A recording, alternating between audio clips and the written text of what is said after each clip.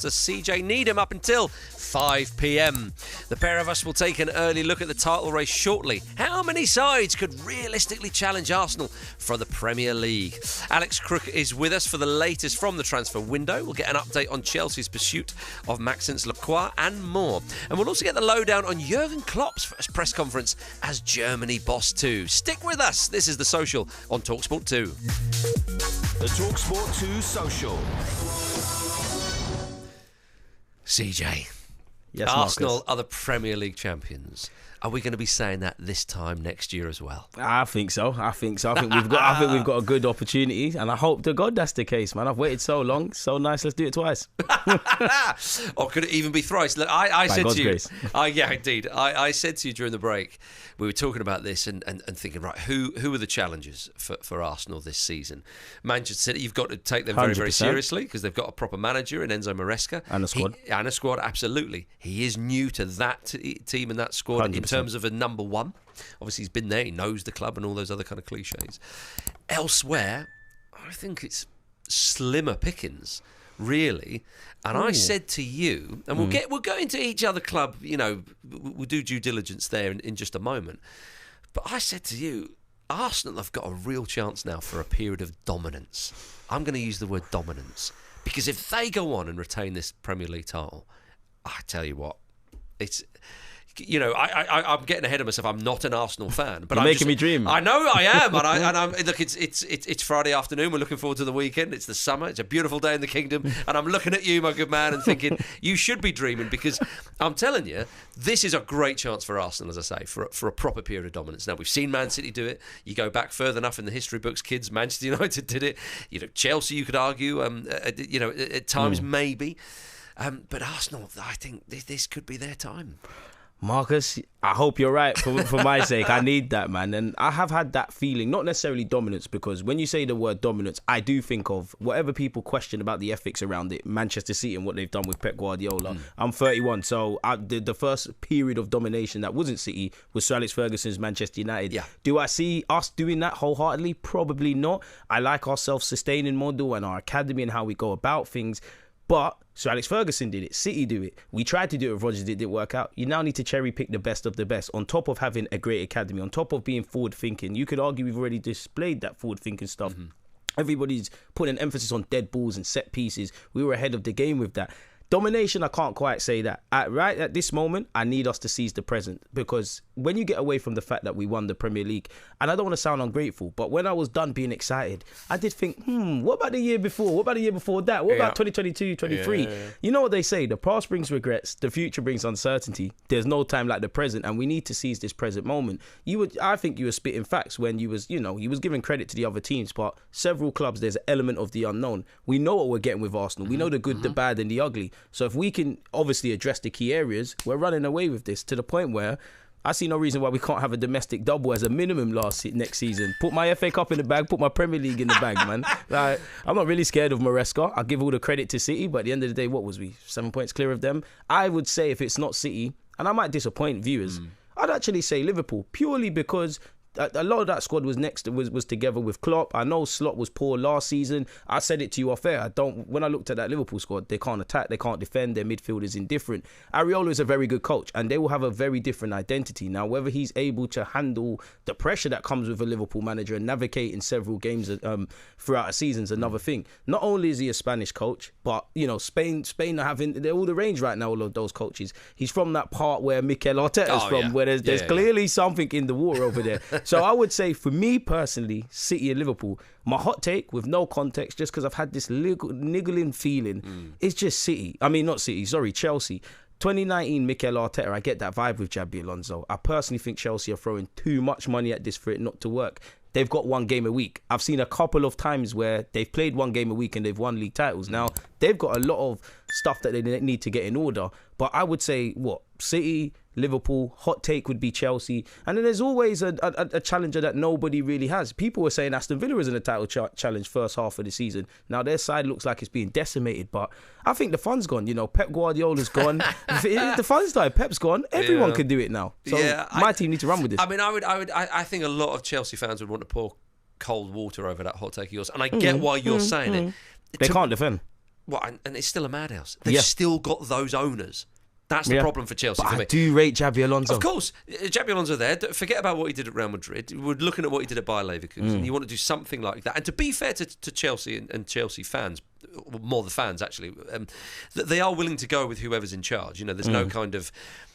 I think they are a little bit more patient of the big clubs, with that regard. You didn't mention Manchester United in there. Do you think it's just too early? If I'm completely honest, another hot take would be as a 31-year-old man, I want Arsenal versus Man United. That's what I grew up on. I like what Carrick's doing. You never know, but it's another one with the element of the unknown. I mean, they did do well in the second half of the season under Carrick, but I just need to see more. I think their recruitment's been good. I think Telemans is a step in the right direction. Yep. You bring in another midfielder on top of the two they've got, it's great. Be interesting to see what happens with Marcus Rashford. You could have ruled out Manchester United, but they've got a lot of games. And I'd say, do you know what? You actually made me look at my statement again. I'd say the key difference for me putting Chelsea is Man United, like Arsenal, you're in multiple competitions. Chelsea are one game a week. They can really strip things back and get back to basics. So, yeah, it'd be interesting. I just think that to me, it'll be a two-horse race. The only thing, as you say, outside bet, well, I don't think it is an outside bet, is maybe what can Iraola do with Liverpool. It's a huge step up for him. However, as I say, Arne Slot managed it. Some managers, they just, there are few, but there are one or two examples of it happening, of course. I just think that Arsenal, this is such a good opportunity. And it's funny how the dial moves in football. If you remember 2 seasons ago, Arne Slot's first season in charge of Liverpool, everyone thought this is Arsenal's time. What an opportunity. Yeah, I did too. Didn't do it. The following season, this is surely now. I thought to myself, if Arteta didn't win the league, there would be huge question marks over him. He did win the league. That was the mentality behind it, But at no point, if you're a big club, can you rest on your laurels? Because 100%. Now, the conversation, I'm saying, right now you've got a chance for a period of domination. Prove it's not totally. Because if Arsenal don't finish in the top 2 in this coming season, I just think that's unspeakable. If we don't win it, it's a failure. Like, we've worked so hard You have to say. I mean, I know they've got the players injured and so on and so forth. We've shown we can cope with that. Last year we did. I know circumstances are different, but I said it earlier. I think one thing people forget is there were injuries. We did stand up in adversity. We did handle the psychological factors. And a big reason as to why I'm hopeful about winning the second one is not that we can be complacent, because it does have that effect, but we can actually just breathe. You had 4 years under Mikel Arteta. There's a lot of conversations about my football club and manager anyways. You throw in the fact that 22 years drought, we haven't won it prior to that during the Emirates Stadium era. So now we can just breathe. We can show it's been done. But now it's a different kind of pressure. Yeah. We're restarting. It doesn't matter what you did last year. As much as I'm happy with the moments, Dalman, Gyökeres and Eze, we start again. We need to have that hunger as to we've never done it, which is why I said the hardest thing to do, Marcus, is retain it, and we haven't done that. That's a very underrated aspect of, you look at someone like Messi and Cristiano Ronaldo, the stamina of motivation to want to achieve year in, year out. Managers, Pep Guardiola, Sir Alex Ferguson, the list kind of goes on. We need that. I have that from Mikel Arteta.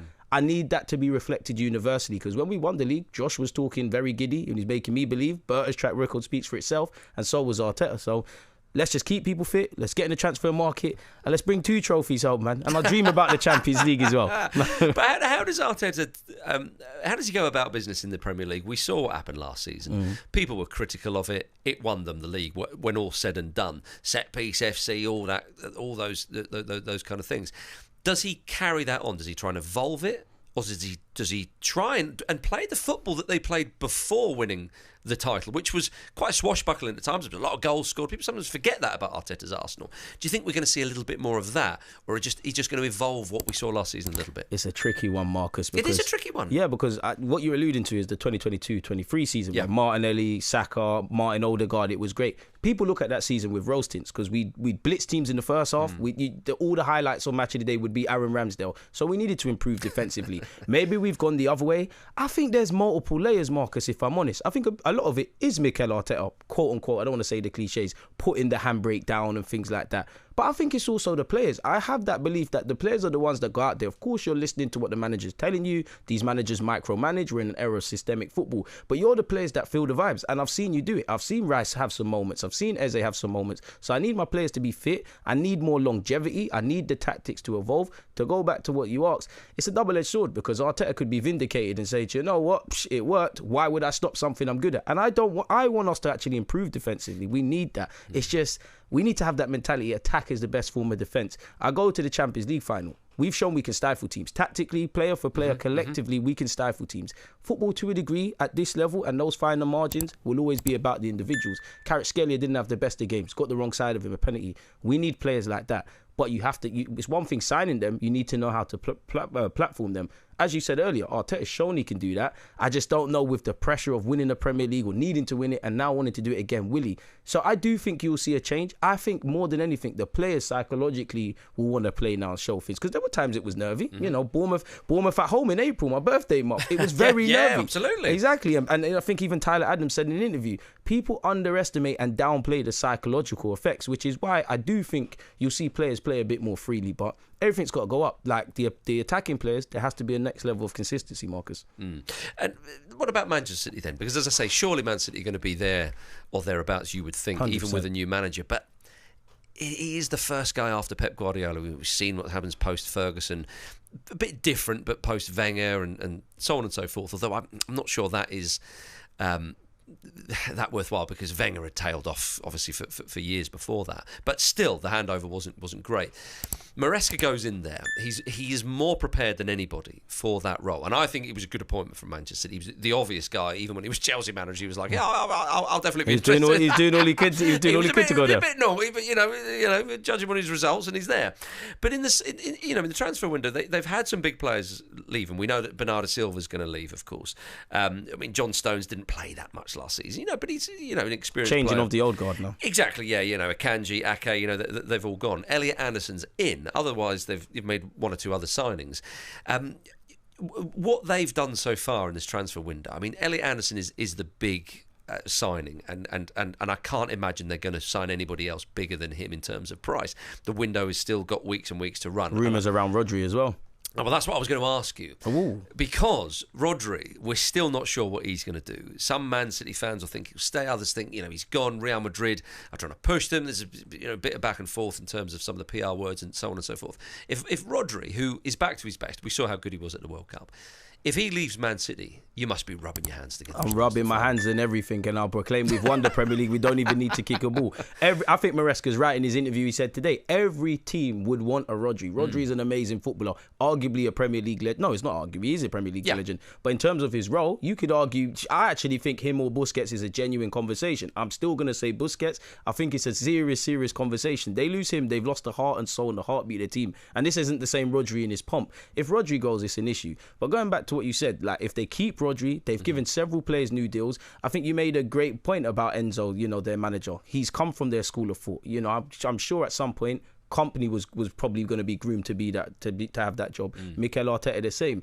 I think he's a good manager. I think Maresca was a good tactical manager at Chelsea, and I think he'll display that. But you're stepping into a great man's shoes, and not only a great man, the greatest. So we'll have to see how it plays out. I think they need new leaders. They've lost a lot of experienced players. They probably finally need the likes of Phil Foden, not in terms of quality and purple patches, to step up in terms of character now, because I'm not gonna lie, in April I thought we was done for. And the mentality Manchester City never fall off. They never you have to chase them and whatnot. We never saw that. So it'd be interesting. It'd be interesting, but I don't think we can comment on a lot of these guys yet, Marcus, because we haven't seen it play out. It's a lot of theoretical. Well, of course it is, and that's why I think Arsenal are without a doubt the favourites for the Premier League title, because there is that stability there.